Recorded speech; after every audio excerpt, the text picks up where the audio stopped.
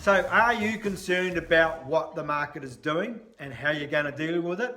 Well, I've got another little bit of useful information for you. I'm David Seymour and this is the nitty gritty of selling. Look, today I am looking at ways of improving yourself with negotiations. Now, a lot of people in real estate especially call themselves, they say they're good salespeople because they do a number of sales a year. You know, they may be doing 15 or 20, 30 sales, but are you, even people who are doing 50 or 60 sales a year out there, I know that happens, but are you actually selling, or has the market just been really good for you? So if you're fairly new in the industry, and I mean less than probably 3 or 4 years, you haven't experienced what could be termed as a tough market. It's been pretty easy. And let's face it, when it's easy, it's easy. And so how are your negotiation skills? Now, if you think negotiation is all about price, you're wrong. And it does, again, I say it again, it's not about real estate wholly and solely, but it's also about any selling thing. It's about what's in it for the buyer, what's in it for the seller, what's in it for the company that you're representing, really. So you need to look at this. And I talk about real estate sales people particularly. Your negotiation starts when you're doing appraisals. And, you know, when the vendor says to you, oh, if you slice your commission, halve your commission, in some cases, I'll do business with you, and the salesperson goes, oh, yep, sweet as, I'll do that. What sort of mentality is that? Where is your negotiation ability? And so if a vendor is asking you, will you negotiate your commission up front, your answer should just be flat no. No, I won't. We're not in a position to negotiate my commission because we haven't even got the property listed, and nor do we have a sale on the table that we can talk about. And Mr. and Mrs. Vendor, if you're going to go and list with someone who's prepared to slash their commission before they even started working for you, what does that tell you about their negotiation ability? It really, in my opinion, suggests that they're more desperate than they have got ability. And that's the answer I used to say.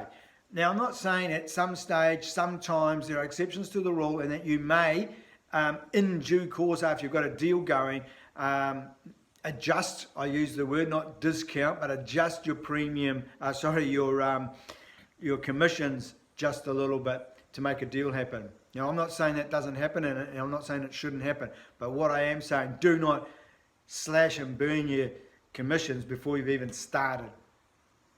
Because you know what? If you actually do that, you're actually just damaging your own reputation, because you come as to what some other trainers refer to as commission breath salespeople, and you don't want that. You don't want to be the discounter. You want to maintain that level of commission because it's set at that level for a reason.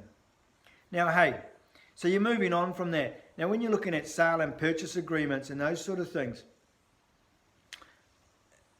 there is more to negotiating those in a tougher market than there is in any other time. And it's not all about price. Sure, the price is the ultimate key. Buyer has to be comfortable in the ability to pay it, and the vendor has to have the, I use the term luxury of being able to accept that price, whatever it is. And if it doesn't work for them, they're not going to accept it. But here's the thing. Apart from price, what else is in a contract? You know, there's building reports, there's title searches, there's limb reports, there may be sunset clauses, there may be alternative offer clauses, there may be other due diligence type clauses put in there. There's chattels that are or aren't included in there. There's finance clauses. There's all those sort of things. So, as a salesperson, sometimes you may need to negotiate those terms a little bit over and above the price. And even the settlement date is one. Sometimes the buyer goes, I want to settle in 3 weeks, and the seller's going, no, I need 8 weeks, or vice versa. And you may be able to work something out there, which is reflected as a result of the price. Building reports, maybe there is a building report being done prior to the property going on the market, or maybe the purchaser decides to do the building report before putting the offer in, so they can base their offer on what needs to be done on this particular property. And so maybe the terms of that, the timeframes of that can be adjusted. Now, I'm not saying you have to, I'm just saying it's a possibility. Same with finance. Some people may say, look, I can do finance in 3 days. They just got to get the nod from the broker or the bank.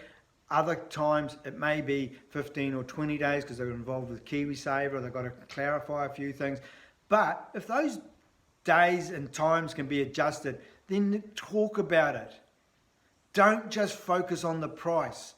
Get it as best as you can that suits both parties. And so in times getting tough, the ability to negotiate better is going to see you with more results.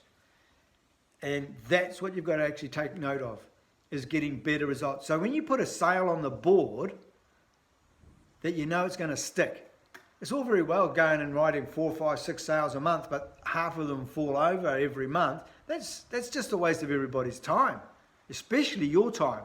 So make sure that when you negotiate a sale and purchase, or you negotiate a contract, whatever business you're in, that's solid and that it's the best to suit everybody, and everybody's happy, everybody knows where it's going and when it's going to happen and what the requirements are. And so the thing being is, once you've negotiated in real estate at sale and purchase, work with the buyer, work with the vendor, and make sure you keep everybody informed all the way through, and even after settlement, stay in touch. So your ability to communicate with people as the market gets tougher is going to be even more important than it is now. Hey, that's the message for today. I'm David Seymour. That's the nitty-gritty of selling. If I can help you, if you want some advice, want to clarify anything, feel free to give me a call. Love to hear from you.